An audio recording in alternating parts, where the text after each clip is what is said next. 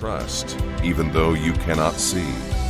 The Spirit of God is here, your comfort in trouble, your seal for eternity, your breath of life, your joy unspeakable. He is life, Father, Son, and Holy Spirit.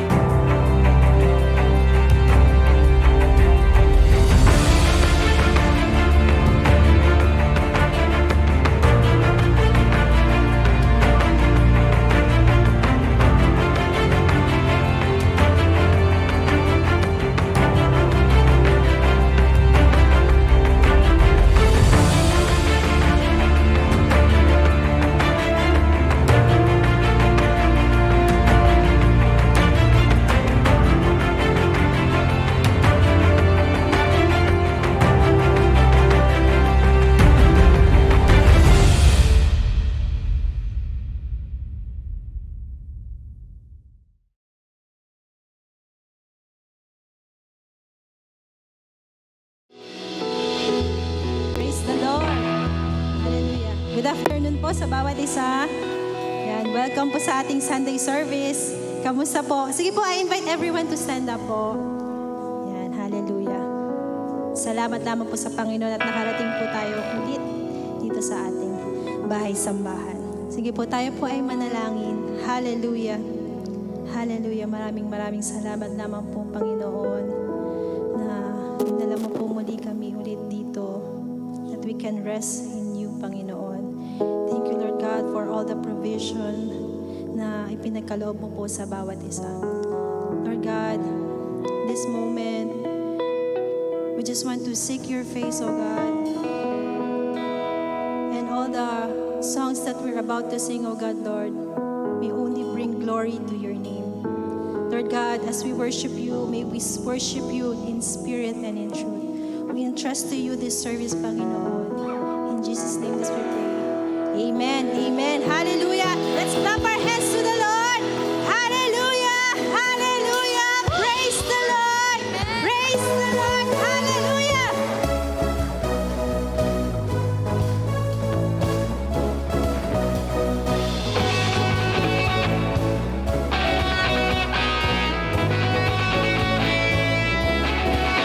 You are here as we lift you up.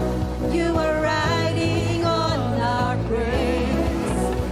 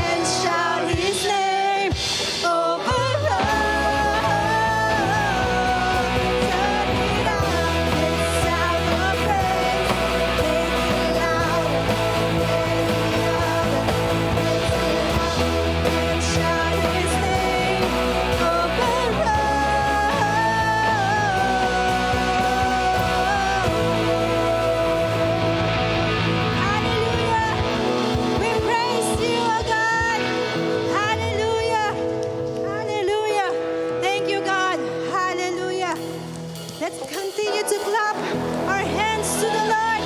Hallelujah!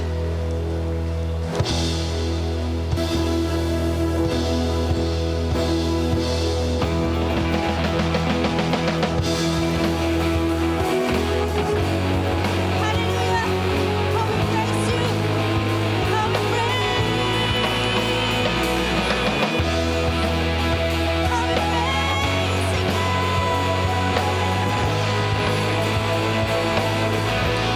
you are my freedom, oh God. My freedom, my reason, my Savior, that's what you are to me. You free me, complete me. My Savior, that's what you are. There's no other like you. There's no one beside you. You're more than my heart can contain. And I will love you all my life. You are my reason, the one that I live for.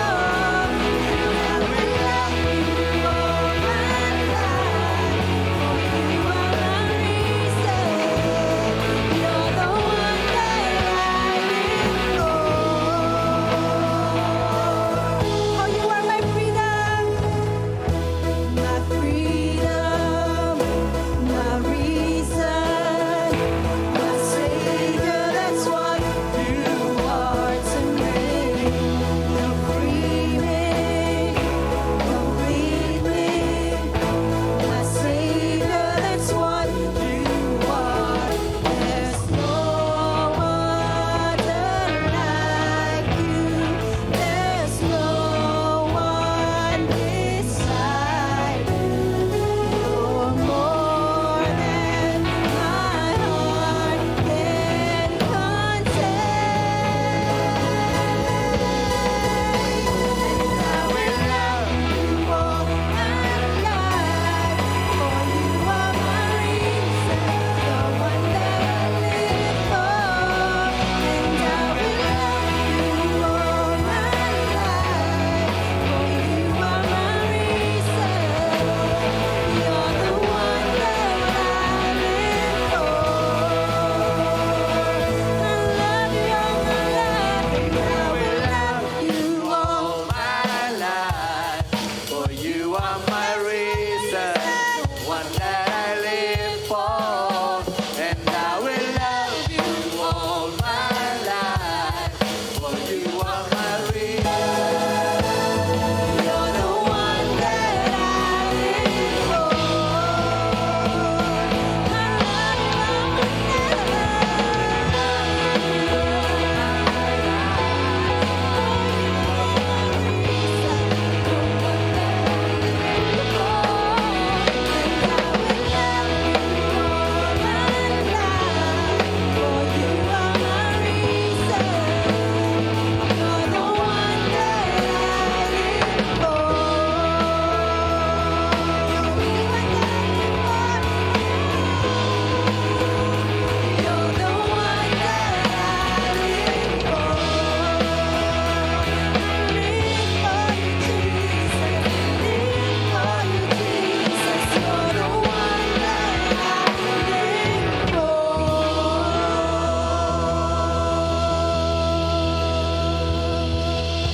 Hallelujah.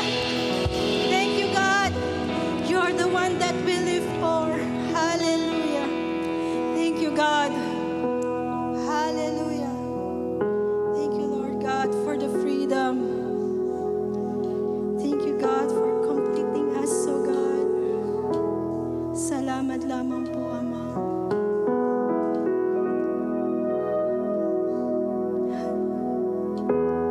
Salamat po.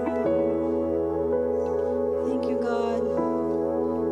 Thank you, Lord God, for your presence. Hallelujah. There is nothing, oh God, nothing in this world, oh God,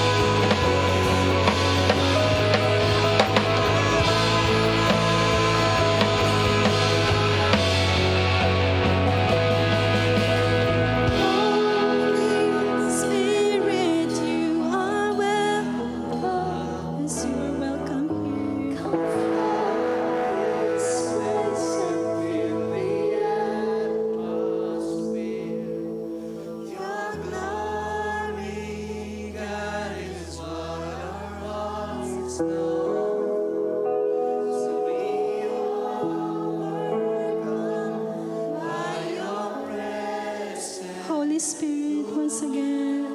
Holy Spirit, you are welcome here. Come flood this place and fill the atmosphere. Your glory, God, is what our hearts long for. To be overcome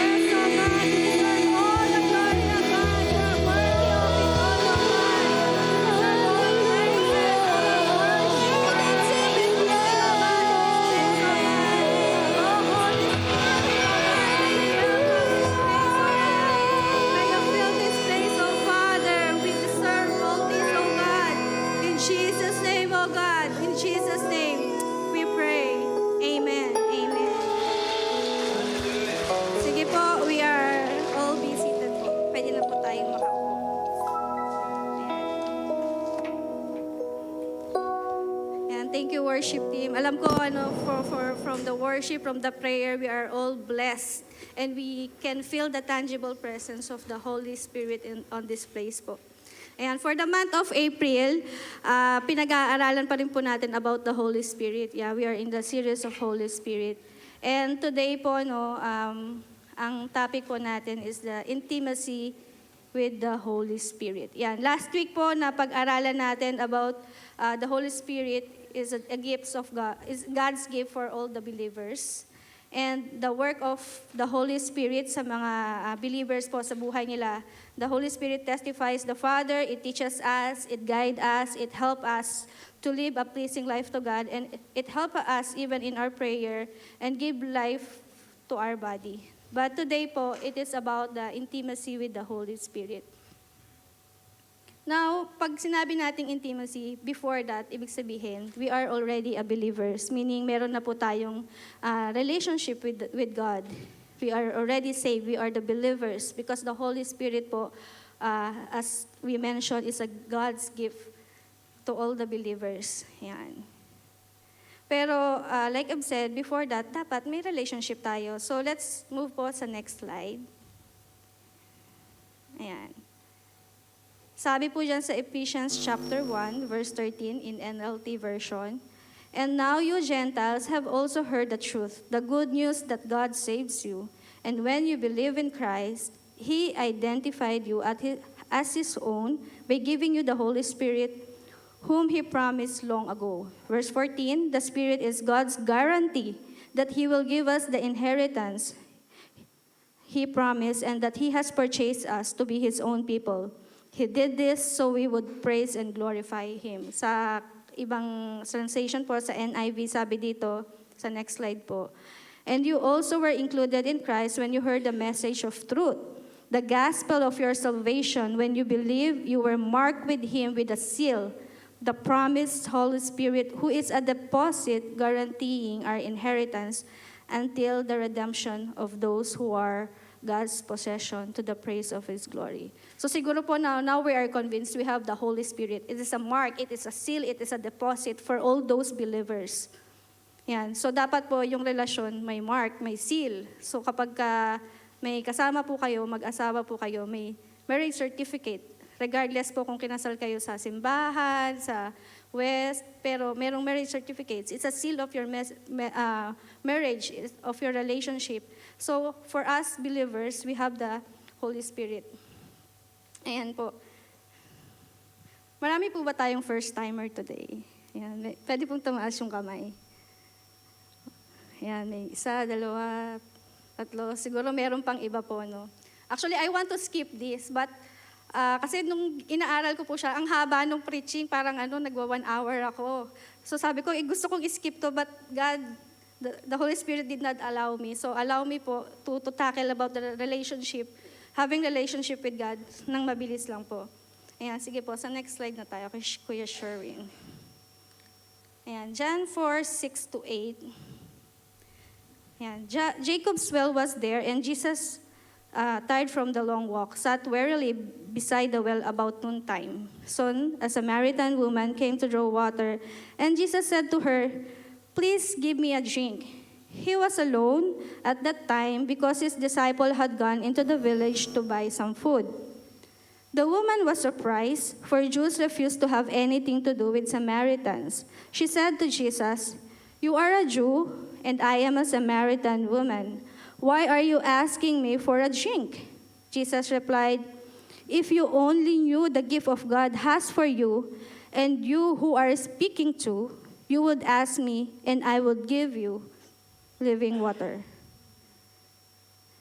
Ayan. Ayan po. Ayan. So, just to give you a big background po, yung mga Samaritan po, sila po ay member po ng hated mixed race kasi po, yung mga Diyos po galit sa kanila dahil they felt betrayed kasi yung mga kapwa nilang mga Hudyo ay nakapangasawa o they do the intermarry dun sa mga foreigners po. And so, kaya meron pong parang, they are hated race yun. May gap po sila. So ang ginawa ng mga Samaritan po, nag-set up sila ng alternate center of worship sa Mount Gerizim para iparallel yung worship ng mga Hudyo sa temple sa Jerusalem po. And then this Samaritan woman po, as we go along, makikita nyo, Jesus revealed that this woman, meron na siyang 5 asawa before, and now meron na siyang pang-6 na yung kinakasama niya, hindi niya legal na asawa, hindi sila kasal. So we know this woman is living in sin. And in their tradition po, normally po, hindi tradition, parang yung ginagawa nila doon, yung mga kababaihan po, kapag nag-iigib sila ng tubig, twice a day lang po. Twice a day meaning umaga at saka gabi, kasi mainit. Umaga at gabi lang. And that time po, nung na-meet ni Jesus yung babaeng ito, nung mag-iigib siya ng tubig, katanghali ang tapat po yun. Ang sabi dito, probably kaya daw po ganun, kasi gusto niyang maiwasan yung mga tao, yung mga kababaihan na mapagchismisan siya kasi alam niya nga mayroon siyang hindi tamang ginagawa po. Alam ng babae that there is God kasi nga may separate place of worship na ginawa sila and established, and yung history ng mga ancestors nila. Pero si Jesus, hindi niya kilala sino tong taong to. And so si Jesus himself, he began to introduce himself to this woman. He began to minister, establish a conversation for to this woman po. So sa next slide po, yan. This is not the complete parang series of event, pero this is what Jesus did nung in-encounter niya yung woman. Jesus by exposing the woman to her own sin. John 4:16-18, sabi ito, "Go, get your husband," Jesus told her. "I don't have a husband," the woman replied. Jesus said, "You're right, you don't have a husband, for you have had 5 husbands, and you aren't even married to the man you are living with now. You certainly spoke the truth." Hindi po siya malinaw kung yung mga 5 asawa niya before ay namatay ba lahat, kaya meron siyang pang-6 ngayon, or meron pang divorce, or they got divorced. But would you imagine, meron na siyang pang-6 na kasama ngayon. And so in the next item po, sa number 2, Jesus did is like, by making her aware what she truly needed, what she truly need.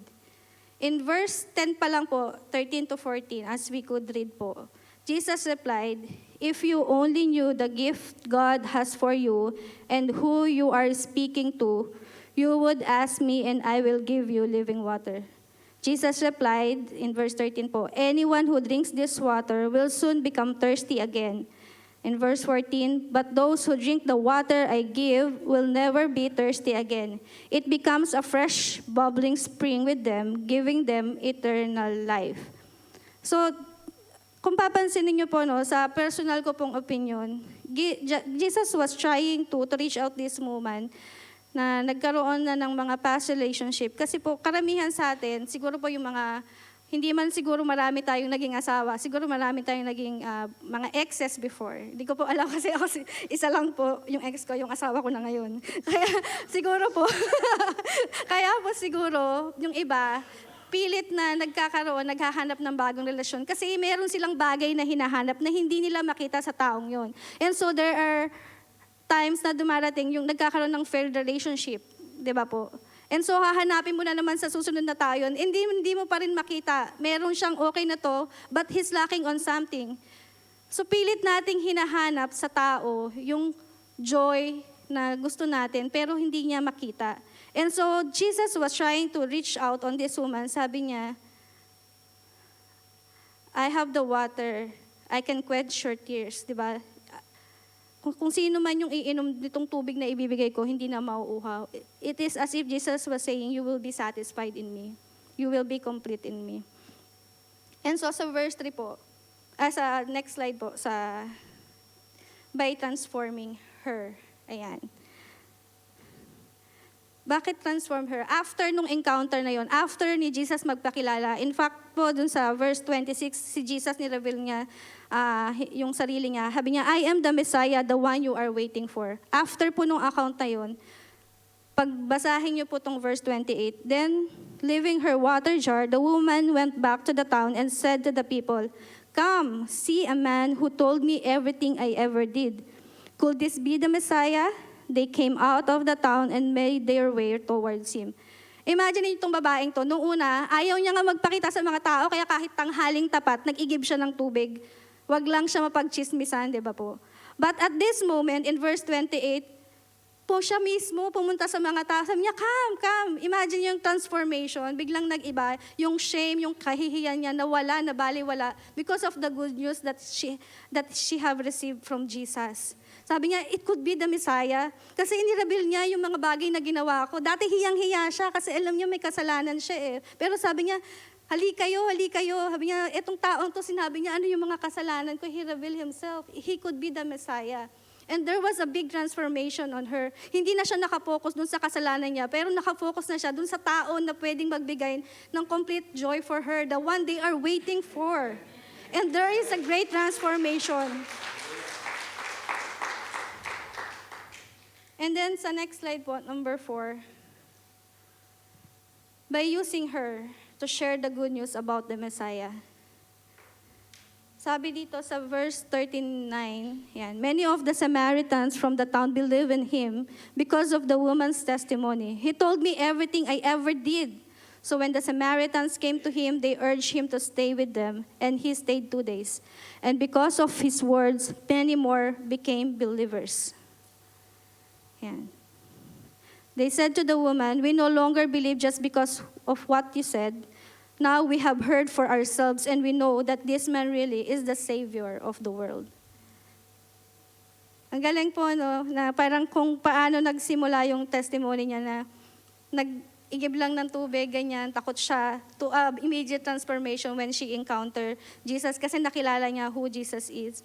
Yung testimony niya may not good. Kanina kinakanta natin, no, when my shame is undone. Yung kahihiyan niya na bago, it was reversed because of the transformation, because of the change that she received from God. Our shame is undone because of the forgiveness of God. And she was used by God to even reach out dun sa mga kapwa niya Samaritans. Her testimony may not be good. Kagaya po kanina nung prayer meeting, hindi man siya maganda, pero those testimonies can be used mightily by God. Our stories, our pains can be used by God to reach out other people. Kaya lang after nito, after natin makilala ng Lord, ano na? What's next? What's next for us? Tapos na, yun na. And this is where we've come up into this topic. Ayan, introduction pa lang po yung kanina. So what's next? Ayan lang. Ayan, I would like to share 2 things po about the intimacy with the Holy Spirit. How to develop an intimate relationship with the Holy Spirit. There are 2 things po. One is yearning for the Holy Spirit. And the second one is yielding to the Holy Spirit. Okay, next slide po. Ayan. Yearning for the Holy Spirit. When we say yearning for the Holy Spirit po, number 1, it is the intense longing being with the Holy Spirit. We are desperate of God's presence. Sabi po sa John chapter 7, verse 37, on the last day, the climax of the festival, Jesus stood and shouted to the crowds, anyone who is thirsty may come to me. Anyone who believes in me may come and drink. For the scripture declare, rivers of living water will flow from his heart. When he said living water, he was speaking of the Spirit who would be given to everyone believing in him. Ayan po. Sabi po dun sa nabasa ko, dapat daw po, we should not feel guilty for not spending time with the Holy Spirit. Parang, We should not feel guilty daw po. So bakit? Sabi niya, instead, dapat daw po nararamdaman daw po natin, we should feel thirsty, uhaw. Hindi guilt, uhaw. Because God wants a relationship from us. Ano pong difference no? What is the difference of that? Kasi sabi po, minsan, sa isang relasyon, it becomes rule to spend time dun sa mga minamahal natin. It becomes rule, dapat sa ganitong araw magkikita tayo o sa ganitong oras nag-uusap tayo. Naging rule siya. Kaya ang tendency po, we just feel guilty kapag hindi natin siya nagagawa out of our obligation. But what God wants for us, just like po lagi niya ini-illustrate, we should come thirsty for Him. Meaning, we feel incomplete when we don't spend time with the Holy Spirit. There is a feeling of longingness, thirst. We feel incomplete. Yan. Natatanda ko po nung mag-boyfriend pa lang kami ni Paul. Pero, ayan, nasa jeep, nakaupo. Tapos hawak niya itong ganyan braso ko. Sabi niya, yung kamay mo palang solved na ako, okay na ako, masaya na ako. Char. Ewan ko kung tanda. Hindi ko ba kung tandaan niya, pero there is kind of longing. Tapos kahit na matagal na po kami mag-boyfriend, girlfriend, nasa Pasay po kami nakatira. Yung apartment namin ng mga ate ko, walking distance lang din po sa apartment yung tinitirahan niya. So kahit uuwi siya ng alas 10 ng gabi, alas 11 ng gabi, dadaan yan sa bahay. Wala pang isang minuto, magpapakita lang mukha niya, hi. Tapos uuwi na. Sabi natin ko, araw-araw, hindi nagkakasawaan. may attendance. Pero ganyan po yung relationship. If you want to see a person, you will make a way kahit pagod ka na. Lalo na kung pwede naman. You don't feel tired about it. You don't feel guilty about it. You just really like it. You just really long for it. And this is what God was longing for all of us. Really a thirst for Him. That's why we are coming to Him, because we are thirst for Him. We are longing for His presence. So mabalitan na po yung, sabi kasi kailangan ko mag-quiet time, magsaulo ng verse, ganito, na nagiging rule siya. Dapat po out from our belly, just like how Jesus illustrated, this desire come from our inside po, no? The longing for God, the longing for the Holy Spirit. Ayan. Pagka tayo po, di ba, mga magulang, minsan po mas kilala pa nga ng mga helper natin, yung mga anak natin, di ba? Kasi mas mahaba yung time nilang magkasama. So mas alam nila minsan kung ano yung gusto nilang kainin, ganyan po, or kung ano yung nararamdaman nila. So it's the same thing po, no? Kung kasama natin yung Lord, kung lagi nating hinahanap yung salita niya, it will, it's like overflowing on us, na kaya nating malaman ano ba yung nais ng Lord, ano ba yung passion ng Lord, ano po ba yung salita na nais niya nating marinig. Ayan. Sabi po sa Psalms chapter 42 verse 1 in LAB version, as a deer longs for a stream of water, so my soul longs for you, O God.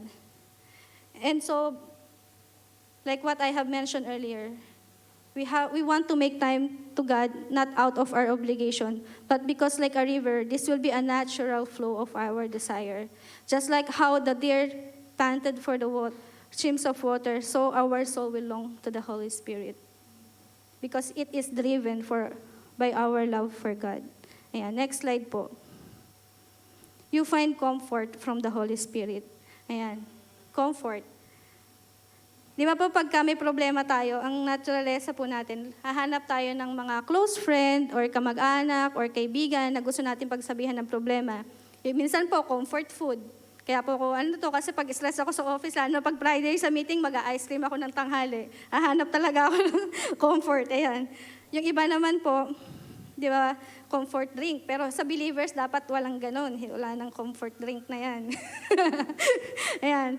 Pero kadalasan po yung mga bata, di ba, kapag may problema, ang unang hinahanap nila, yung nanay nila. Pero tayo po, as a believers, sino po yung una nating tinatakbuhan? Si David po, nakakatuwa siya. Sabi dito, si David and his army, they were rejected by the Philistine from the war para mag-join sa war sa mga Israelites. So, nung nireject sila, si David po, tsaka yung 600 army niya, bumalik sila doon sa kampo nila. So, after 3 days, they have reached their camp sa Siklag. And only to found out na yung lugar na yon ay sunog na. Kasi sinunog ng mga Amalekites. Ano naman kung sunog? Kasi nandun po yung buong pamilya nila iniwan ng mga army na yon. Nandun po yung anak nila, asawa nila, mga slave nila, at lahat ng tao. So the natural response for those people was to grieve. Sabi dun sa description, sa next slide, they wept aloud until they tears no more. Sabi dito sa Samuel 30 verse 6, and David was greatly distressed, for the people spake of stoning him, because the soul of all the people was grieved, every man for his son and for his daughters. But David encouraged himself in the Lord his God. Sa ibang salin po, David was now in great danger because all his men were bitter about losing their sons and daughters, and they began to talk of stoning him. But David found strength in the Lord. Pag binasa niyo po, ganyan-ganyan, no, parang babatuhin na siya, galit na galit yung mga tao, umiiyak sila. And si David himself, 2 asawa niya po yung kasamang na-captured po ng mga Amalekites. So, malungkot din siya, nagigrieve din siya. At the same time, yung mga tao, gusto siyang batuhin, sinisisi siya. So, would you imagine that kind of problem and distress David is facing? But then, sa next slide, Kuya, David encouraged himself in the Lord. Ang Lord ang una niyang nilapitan. Nagpalakas muna siya sa Lord. Sabi to, but David found strength in the Lord his God. So before he do any move, malamang po umiyak din siya, pero he cried out to God. And he find encouragement from God. And he found strength from God. And that's the only time na nag-take action po siya for the direction that they are about to take. Whether susundan ba nila, makukuha ba nila yung pamilya nila, and God give him the direction. So tayo po, no, kapag may problema tayo, gusto po yun ng Holy Spirit, siya yung una nating lalapitan. Because dun sa pinag-aralan natin last week, di ba, He is our helper, our comforter. And He is just there. Di ba kahit naman tayo, kapag may mahal tayo, sabi natin, ba't di mo ko sinabihan? Sana nalaman ko, nadamayan kita. Ganun-ganun din po yun. Relasyon nga siya, relationship nga siya eh. Kung nakikita natin na yung Holy Spirit ay isa nating karelasyon, siya yung una nating lalapitan, sa Kanya tayo una magko-confine. And we will just release, and we will not be judged. We will be comforted.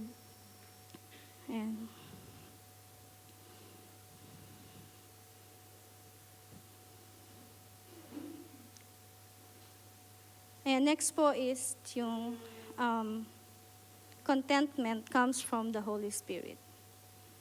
Yan. Naalala niyo po yung isang movie, hindi ko na po matandaan, pero yung word na, you complete me.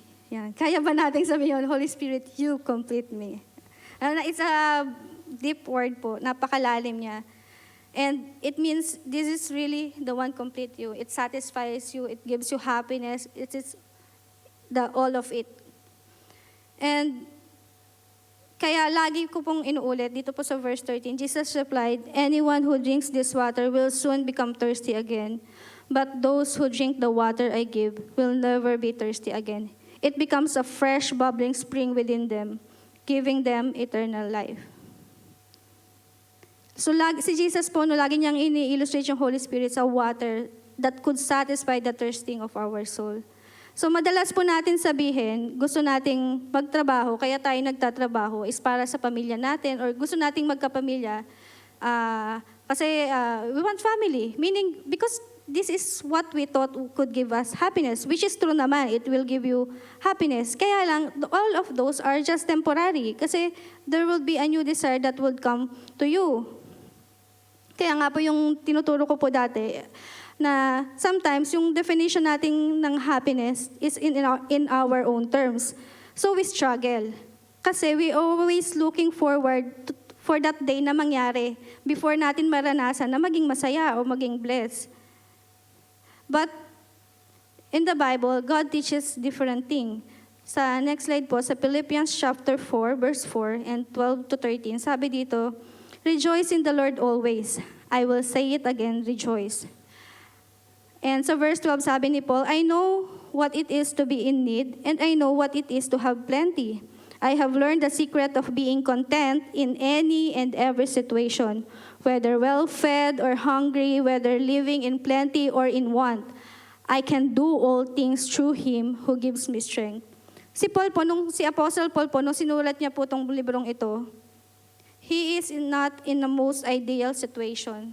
In fact, nakakulong po siya. He was a prisoner. Not because may ginawa siyang kasalanan, but because of the persecution he was experiencing on following Christ. Sumusunod naman siya sa Lord. Pero bakit siya nakakulong? Di ba? Parang sasabihin natin, nagsaserve naman ako sa Lord, pero bakit nagkakaroon ako ng problema? But Paul did not focus on his situation, but instead, he knows the lahat ng yon kaya niyang gawin because it is God who could give him strength. And that's why he could rejoice always, regardless of may pagkain siya, wala, gutom siya o hindi. Kasi una na siyang na-feel ng Lord. Una na niya natagpuan ang Lord at binago ng Lord ang buhay niya. So he could serve Him. He become a martyr for God. he found the contentment in the Lord. Kahit ano pa yung sitwasyon na meron siya. Psalm 27 verse 1, sabi po, "The Lord is my shepherd, I have all that I need." Kung natagpuan na natin ng Lord, if we already believe to Him as our Lord and personal Savior, we have all that we need. We are already complete in Christ. And everything else is just a bonus. It's just a blessing. Yung pagkakaroon natin ng pamilya, ng trabaho, yung opportunity na magkaroon ng ganitong place na mapagsasamba, it's all just a bonus of what we have experienced already in Christ. I have all that I need. So we could find contentment in God po, no? Kaya ang goal natin ngayon is not anymore fulfilling what we need. Kapag we find contentment in God, kapag in love tayo sa Lord, what we want is to please Him. Ano ba yung makakapagpa-please sa Holy Spirit? And sabi po dito, when we do and we obey His will, we are pleasing the Holy Spirit. Di ba sabi natin, the language of God is obedience. So this is what will please Him. Sabi sa Ephesians chapter 4 verse 30, "And do not bring sorrow to God's Holy Spirit by the way you live. Remember, He has identified you as His own, guaranteeing you that you will be saved on the day of redemption." So doon sa the way we live pa lang po, no, nag-glorify kaya ang Lord sa buhay ng bawat isa? Nagigrieve ba natin yung Holy Spirit the way we live po? Sabi po, "So whether you eat or drink or whether you do or whatever you do, do it all for the glory of God." Don't give offense to Jews or Gentiles or the church of God. I too try to please everyone in everything I do. I don't just do what is best for me.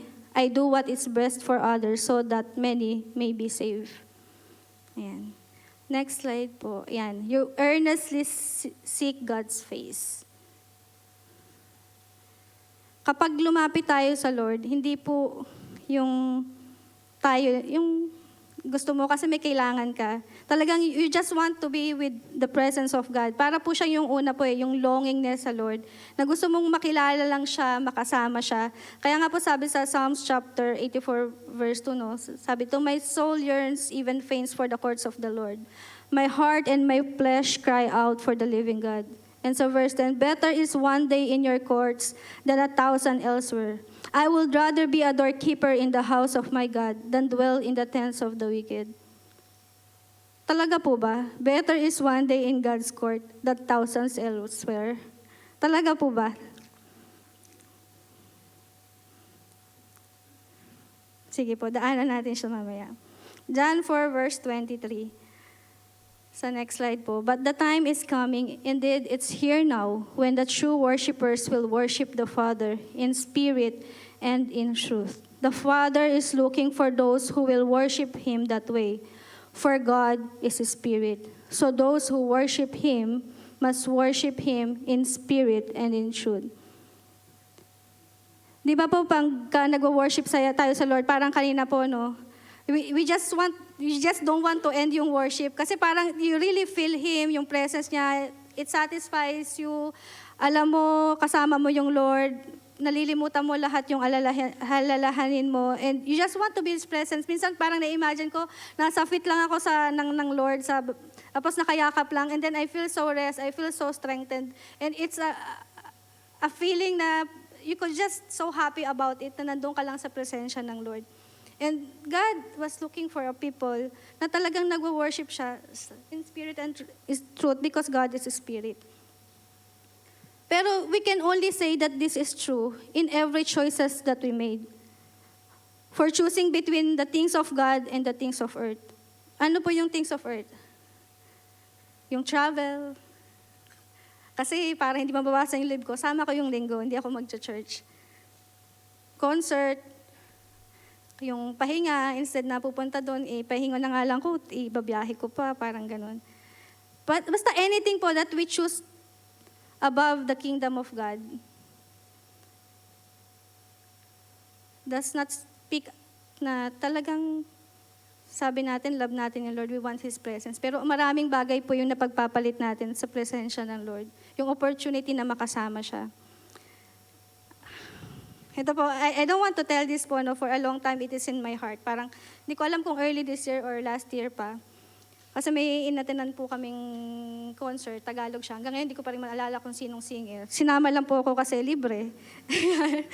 Pero anyway, I go. So I don't want to be sound hypocrite po or parang killjoy or boring, ganyan. Pero grabe po yung bigat nito sa puso ko during that time po. And even the succeeding concerts na meron po dito sa Singapore. Sobrang iba lang po yung quenching niya. And I felt na yung ang Holy Spirit, ganun din po yung nararamdaman niya. I felt bad for the Holy Spirit for this po. I am talking here for the believers po, sa mga Christian po, hindi sa mga ibang tao na uma-attend dito or pumutan dito. But would you imagine, no? Magkano yung ticket? But they can spend money and allocate budget. And worse, nanghihiram pa sila for that. They can spend time, yung oras nila. And mind you, yung time na in-spend nila, yung iba nagta-travel pa papunta dito sa Singapore. So they can spend their leave. And they can even stay awake at midnight po, no, para makabili ng ticket. They are so passionate about it na nung naghintay sila bago pumasok dun sa concert sa napakahabang pila, they don't feel it a hassle. They just really enjoy it. Naulanan pa nga, pero okay lang, masaya sila.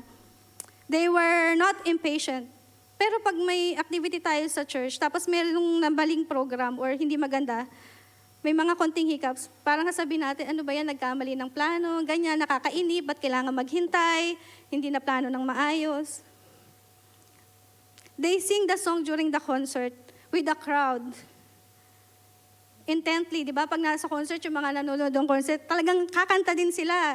Feel na feel nila. They shout, they cry, di ba? Meron pang umiiyak, merong nagtataas ng kamay. Tapos they do silly things para lang mapansin sila ng idol nila. Kaya nilang bumili ng t-shirt kahit gano'ng kamahal, basta may mukha or pangalan ng mga singer na yon. And bago sila pumunta sa concert, mind you, talagang yung outfit, talagang pinaghandaan. Yung mukha, talagang nakaayos. And lahat ng mga bagay na gagawin nila, talagang well-prepared. I don't want to be sound condemning po, no? Pero when was the last time you have that kind of passion for the things of God? Grabe po talaga yung Kapag napupunta tayo sa church, kapag may taring, do we have that kind of passion po ba? From that time po, no? Tapos yung pinakahuli kay Bruno Mars, sabihin ko na po, nang umaga nung nakita ko, alam niyo po yung bigla na naglalakad ako papasok sa office, umuluha ako, felt the jealousy of God. Parang, when was the last time we have that kind of passion for God po, no? Meron din naman po ako, siguro hindi concert, siguro yung mga ibang bagay po, travel or anything po, no? Kaya natin ipagpalit yung time natin sa Lord, yung pag-attend ng church. We sing, I love you, Holy Spirit, you're captivating my soul. But in our daily choices po, no? Parang lagi na lang siyang last of our priorities. Parang pilit na pilit pa. Yes, the Holy Spirit is an advocate, a helper, comforter, and gusto niyo talagang lapitan siya in the times of needs, in times of trouble. Pero meron din po siyang emotion. He wants to be felt, maramdaman yung pag-ibig natin, to be the first of our priority. Kaya nga po, no, nakakapagtaka, no, pagka yung tayo, we can allocate time, budget, yung leave natin, magli-leave tayo kapag gusto nating mag-travel, mag-shopping. Pag manonood ng sine, may budget tayo. Pag may bagong new models ng iPhone, i-installment natin to. Kaya talagang aabangan natin, pipila tayo. Pero you don't even need to be pushed to do that. Pero bakit parang for the things of God, parang kailangan pa ng encouragement? And we feel so, ang worst po, no, we feel it is a sacrifice when we serve God, when we go to church. Ewan ko po, it's so heavy on my heart, the jealousy of God on that po, no? Why we felt it's as like a sacrifice instead of doing out of love. Psalms 139 verse 23 to 24, sabi to, search me, God, and know my heart. Test me and know my anxious thoughts. See if there's there is any offensive way in me, and lead me in the way everlasting. Ayan po. Sige po, next topic na tayo. Iwanan ko sa inyo, because these questions, kayo lang po yung makakasagot. When was the last time you are passionate like that sa Panginoon? Ayan, next po. Yielding to the Holy Spirit. Ayan. Item 1 po, being transformed by the power of the Holy Spirit. Sabi po sa Ephesians chapter 5, verse 17 to 18, don't act thoughtlessly, but understand what the Lord wants you to do. Don't be drunk with wine, because that will ruin your life. Instead, be filled with the Holy Spirit. Ano pong ibig sabihin nun? No? Instead, be filled with the Holy Spirit. Sabi dito, the Holy Spirit is like a living water that produces longer lasting joy that satisfies our soul. And kapag meron po tayong Holy Spirit, kapag filled po tayo ng Holy Spirit, meaning yung mga salita ng Lord ay punong-puno po sa atin. So it saturates our mind, it penetrates our hearts, and it transforms us. Kung yung sa alak po, kapag uminom ka, sabi dito, para tayong wala sa sarili. Yung ginagawa natin, hindi natin alam. But with the Spirit, kapag filled po tayo ng Spirit ng salita ng Diyos, it will saturate our mind. It will transform our heart. It will transform our mind. Kaya kaya po nating sumunod. Not because of who we are, but because of the power of the Holy Spirit that lives in us. To live a Spirit-filled life, it means to yield yourself to the control of the Spirit. And the way to do that is to let the word of Christ richly dwell within you.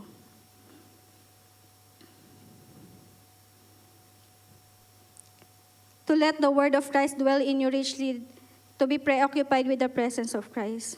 The more we saturate your mind with the word of God, the more you learn about Him from the Bible, the more He can control your thought. Kasi yun yung nafe-feed po ng isip natin. Di ba sabi natin kapag maghapon, nagbabasa tayo ng mga balita, nagiging negative tayo kasi panay negative yung thoughts natin. But when we fill ourselves with the Word of God, ng mga salita niya, we hear the preaching po, nagbasa tayo ng Bible, nababago yung isip natin, at uti-uti, nagiging kawangis tayo ng Lord, yung isip natin nababago, your hearts, your desires, becomes what please God po, no?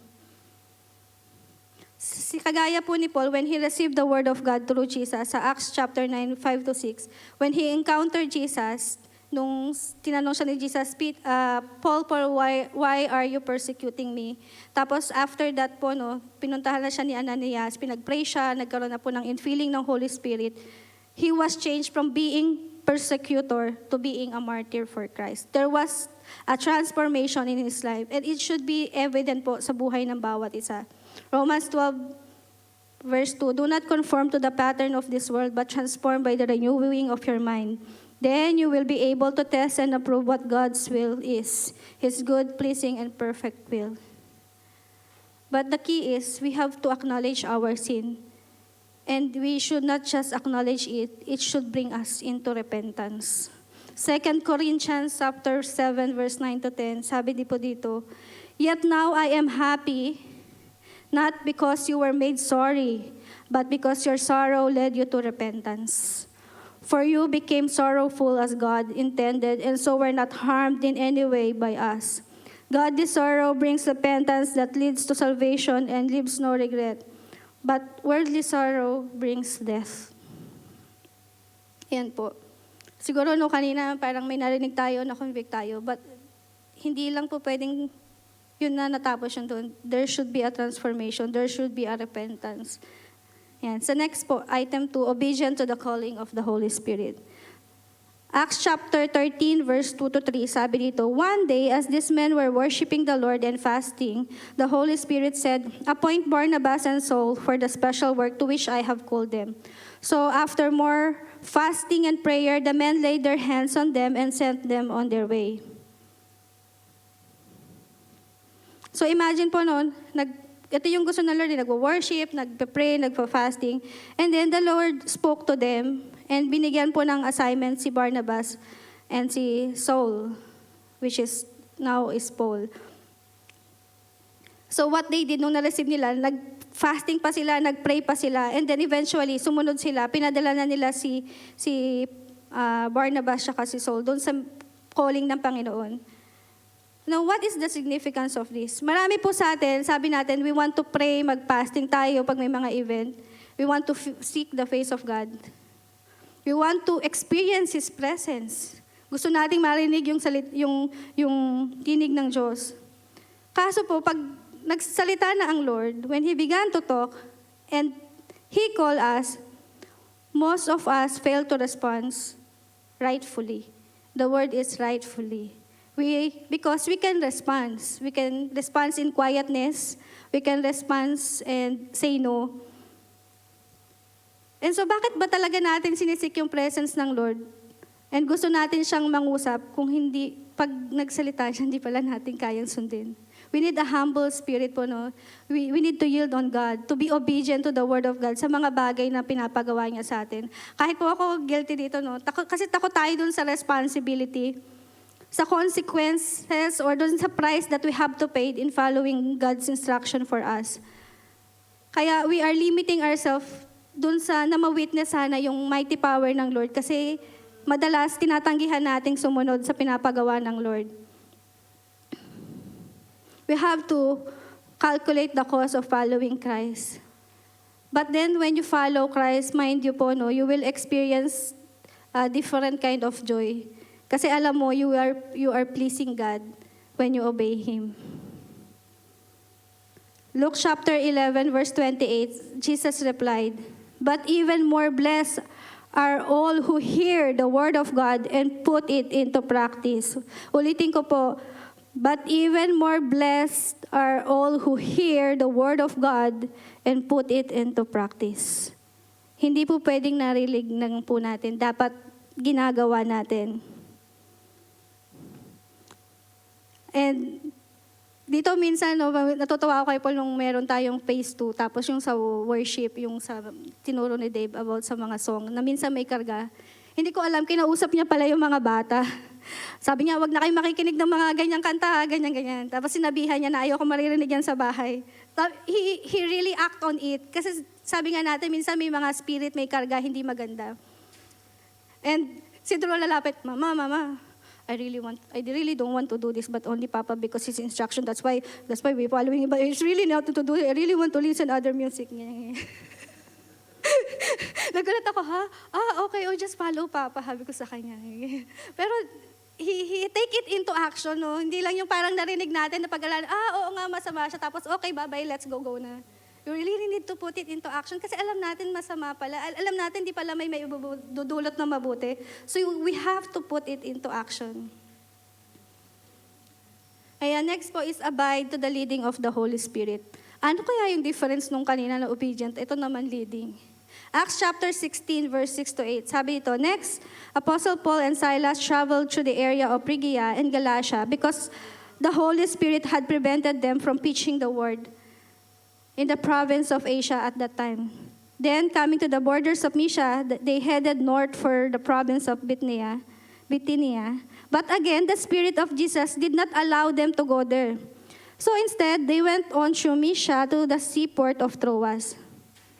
So parang, pumunta sila doon, tapos sabi, no, hindi sila inalaw ng Spirit na mag-preach ng word ng Lord sa lugar na yun. Tapos punta na naman sila, hindi na naman sila inalaw. Di ba ang ganda nga ng purpose nila, magpipreach sila ng word ng Lord. Pero bakit hindi sa lugar na yon? Kaya parang minsan, hindi po pwedeng porket feeling natin tama or alam natin tama, yun na. We have to be dependent to the leading of the Holy Spirit. Kasi minsan nagiging proud na tayo. Feeling mo, alam mo na lahat. Oo, alam ko yan, nabasa ko yan, tama na to. And so we forgot to pray and fast. Is it the will of God at this moment, at this timing? Because God knows the right timing for everything. Kaya nga po, every time we assign ministry hall, yung mga council of leaders, or even the event that we want to do, camp natin, ganyan, even the team that we have for the camp, we always put it in prayer and fasting. We want to hear the word of God. Is this your direction for your church? Hindi pwedeng tama naman mag-camp, pero ano bang gusto mong mangyari ng Lord sa camp? We have to be dependent on the leading of the Holy Spirit. And so we have to abide sa leading ng Holy Spirit because He knows best. God knows best. He knows the right timing. Kaya sa verse 9 po, no, that night, Paul had a vision. A man from Macedonia in northern Greece was standing there. They pleading with him, come over to Macedonia and help us. So doon pala sila gustong ipadala ng Lord. And so because of that, the gospel was brought to Europe because Paul and his companions were yielded to the Spirit.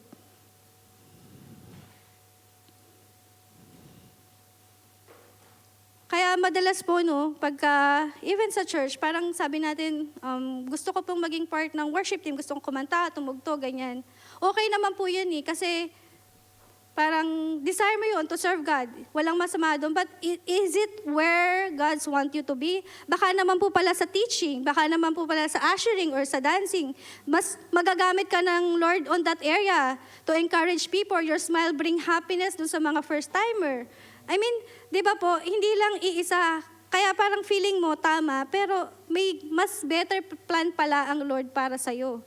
This is where God assigned you to be.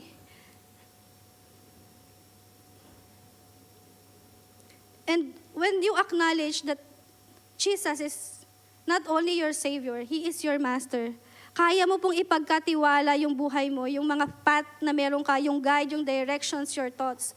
You want to go to this country, dito ba talaga ako dinadala ng Lord? Or baka gusto mo lang? Parang ang number one requirement po dapat, no, pag may leading na gusto mo punta sa bansa na yun, hindi dahil dito ako mas magkakapera, pero dito ba ako sa lugar na to pwedeng gamitin ng Lord?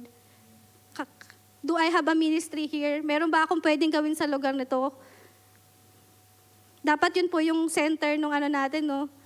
Kasi dun sa lugar na to, kung gusto ng Lord mag-stay tayo, He will provide for us. Yan. Next po, number 4, submission to the Holy Spirit. 1 Corinthians chapter 6, verse 19 to 20. Do you not know that your bodies are temples of the Holy Spirit, who is in you, whom you have received from God? You are not your own, you were bought a price. Therefore, honor God with your bodies. The difference po ng obedience, it means we are doing kung ano yung sinabi sa atin. But when we honor, it means we respect and love. And so we do it because we want to honor God. We want to glorify Him. And when so, we submit to Him. So there's no better way to illustrate it po sa next slide. Yung spirit-guided relationship po as a wives and husband. Sa illustration po dyan, for a husband is the head of his wife, as Christ is the head of the church. He is the Savior of His body, the church. And as the church submits to Christ, so you wives should submit to your husband in everything. For husband, this means love your wives just as Christ loved the church. He gave up His life for her. Kaya nating sumunod, kaya nating mag-submit kasi una na tayong minahal ng Lord. And yung extent ng love ng Lord for us, kaya niyang ibigay ang kanyang buhay. Hindi niya kaya binigay na niya ang kanyang buhay while we were still sinners. Ano pang bagay na nais niyang ipagawa sa atin, na makakasama sa atin? Why we could not submit to Him?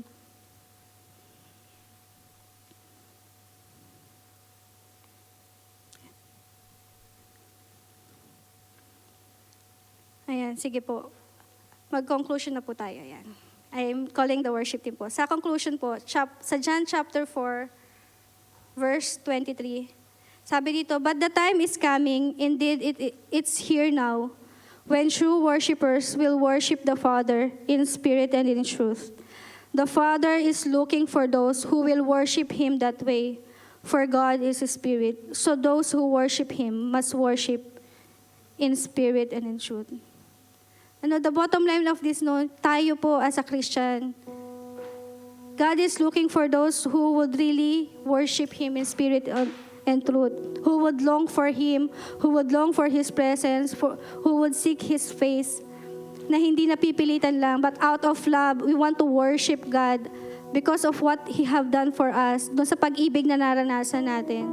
And sa John chapter 15, verse 9 to 11, sabi dito, as the Father has loved me, so I have loved you. Now remain in my love.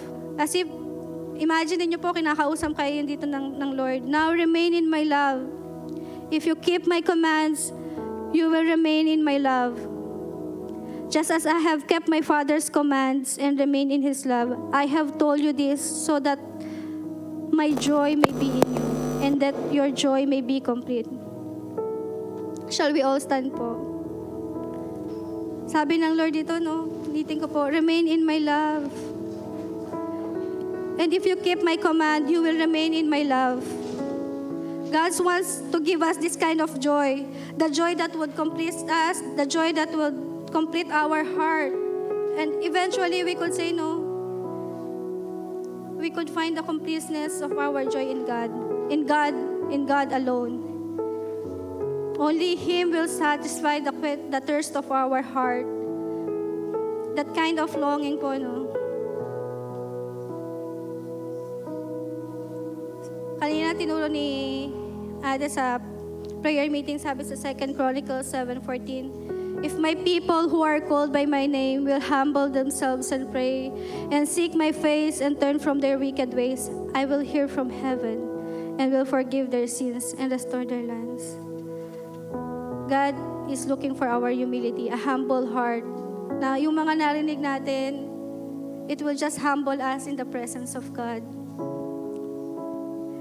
It will reveal, yes, Jesus will reveal ano ba yung mga pagkukulang natin, yung mga kasalanan natin, but it does not end on that. It should bring us into repentance and really seek His face. And today po, no, sana maranasan natin yung ganong klaseng relationship. Being passionate with Christ, longing for Him, looking for Him, finding comfort in Him. Shall we sing the song? Yes, oh God, we worship You on this place, God. I love to worship You, my God. I love to worship You, my Lord, and feel Your Spirit fall in power, Your love unfolding gifts from heaven. I love to worship You, my God. Yes, worship I God. love to worship You, my Lord, and feel Your precious breath of heaven, Your all-consuming love. Holy Spirit, come in power, change my heart. I want to live for You.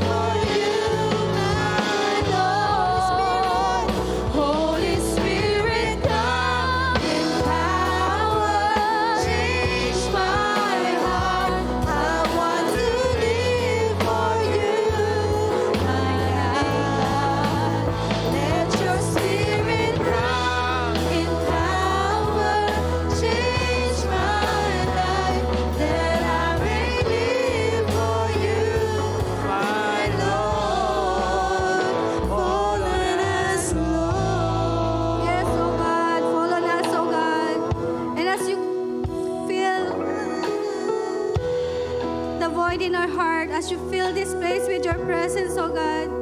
As you speak to us, O God, give us a yielded heart, ready to obey on your word, O God.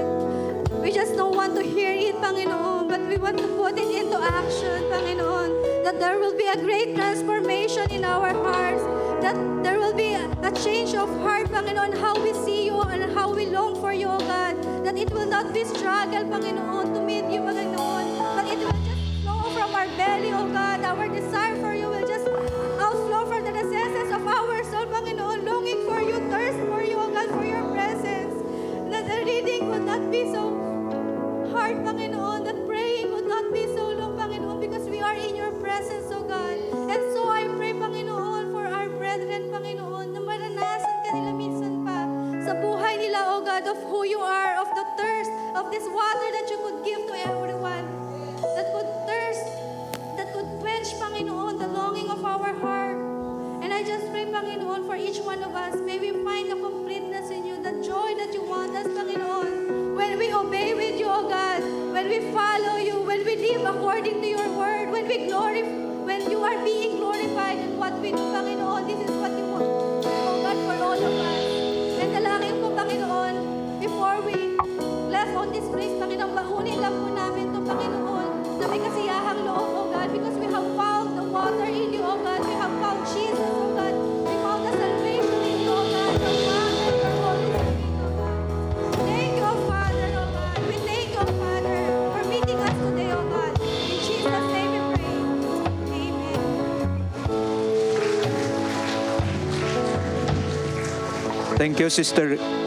Thank you, Sister Rika. Salamat sa challenging word mo for all of us today. So we are very blessed and we are challenged to yearn and to yield to the Holy Spirit. So, nung po muna natin yung ating mga first-time guests. Welcome po natin. So, we welcome yung family ni Brother Permin na binisita tayo. Then, also, another JRM family, si Ruth Maclang. And nandito po siya and her friend. Then, mayroon po tayong dalawang first-time guests. Kindly stand up po. Yun. Nasa JRM Singapore po kayo. Keep standing po. And may mga usher na lalapit sa inyo. And they will bring you to the first-time guest room para kayo ay pag-pray at bibigyan po ng token of appreciation, Bible, and some tokens na for you to remember that you joined JRM Singapore.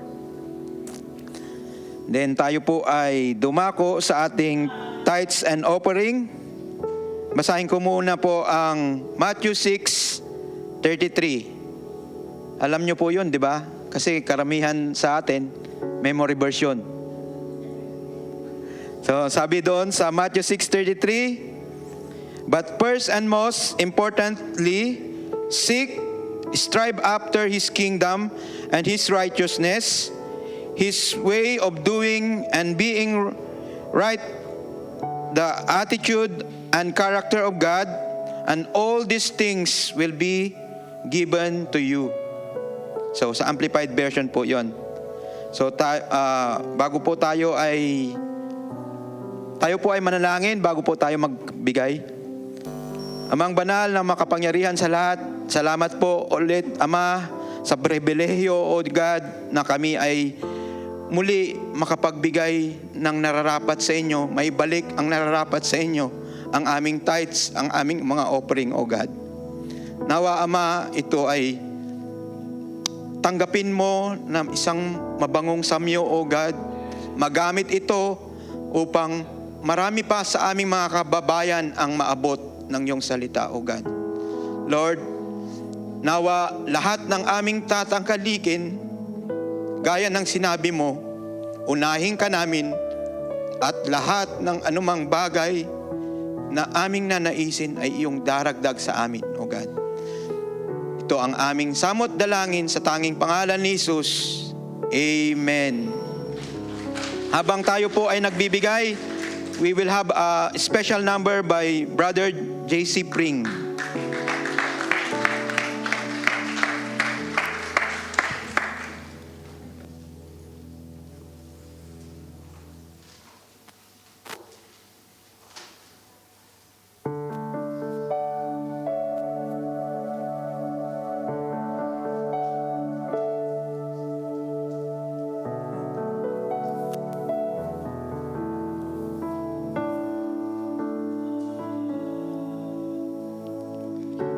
Just what is it in me?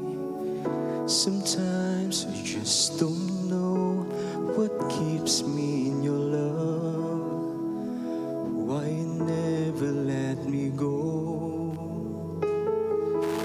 And though you're in me now, I fall and hurt you still, my Lord. Please show me how to know just how you feel. You have forgiven me too many times it seems. I feel I'm not what you might call a worthy Christian after all. And though I love you so, temptation finds its way to me. Me to trust in you with all of my heart, to lean not on my own understanding, 'cause I just forget. You won't give me what I can't bear. Take me out of the dark, my Lord. I don't wanna be there. No, my Lord.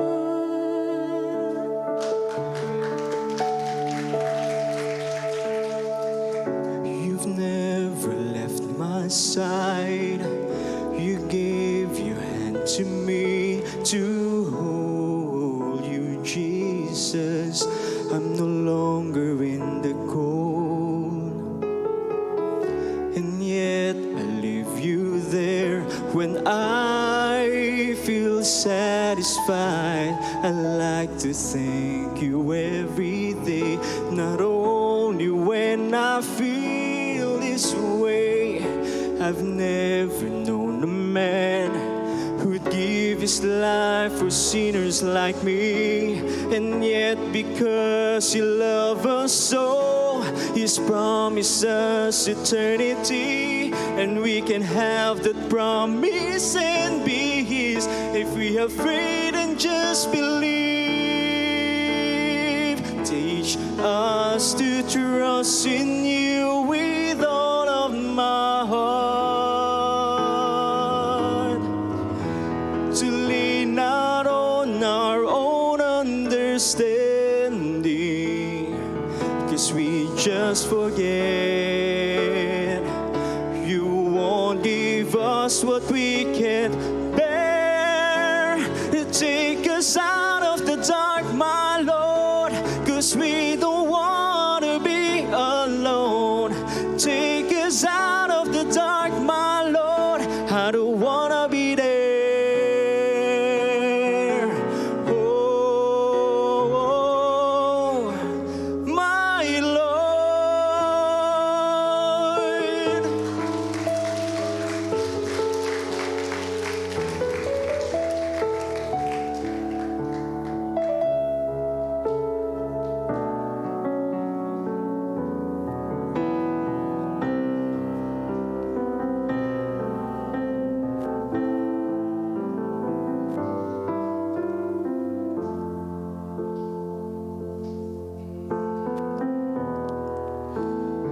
Teach us to trust in you with all of our hearts,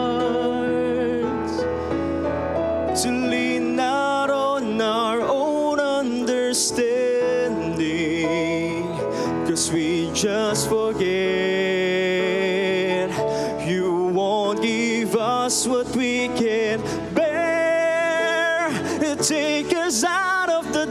my Lord, 'cause we don't wanna be alone. Take us out of the dark, my Lord. I don't wanna be there.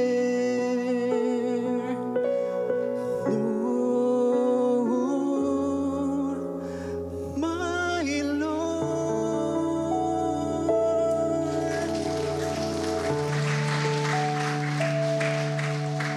May your glory be yours, my King, my Lord.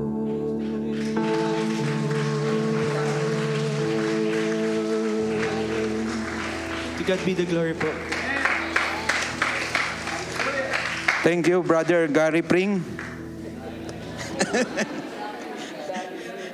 So, dumako po tayo sa ating mga announcement. Yung dance clinic po natin, nagdala po ba kayo ng kawayan saka ng yung kandila ninyo? Kasi mamaya, 2:30, may old school team yung ating dance clinic. So, mayroong tinikling saka pandanggo sa ilaw. Then next po, sino po ang umaattend ng DNG Batch 2? Mayroon po tayong pictorial saka interview mamaya after ng ating first service. Ganun din po sa second service. Kaya mag-prepare na po kayo. Kailangan yung mag-wear ng best attire. At prepare nyo po yung inyong memory verse. Kaya reminder lang yon. Kapag nakalimutan nyo, maghanap na kayo ngayon. Then po sa ating benediction, tatawagin ko po si Pastora Bam. Sige po, tayo pong lahat ay tumayo. Praise you, Lord. Hallelujah. Hallelujah. Hallelujah. Sige po, shall we all rise our hands? Taas po natin ang ating mga kamay. Thank you, Lord. Panginoon, napakabuti nyo. Salamat sa pagkakataon na kami po ay nakasamba sa iyo. Yes, Lord. Salamat dahil kami nakakaawit, nakakapakinig ng iyong salita. And yes, Lord, as we go on for another week, may the Lord bless you and keep you. May His face shine upon you and give you peace.